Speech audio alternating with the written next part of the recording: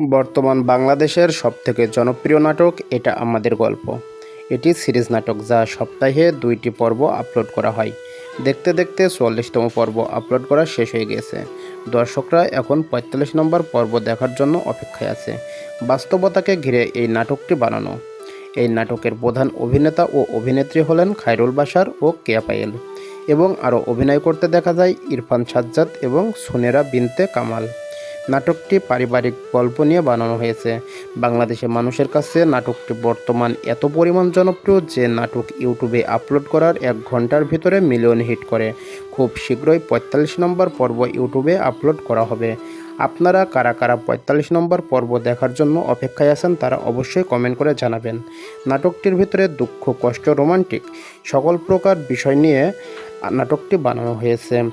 একজন বেকার ছেলের কাছে বেকারত্ব জীবন কতটা কঠিন, কতটা ভয়াবহ এই নাটকের ভিতরে দেখানো হয়েছে।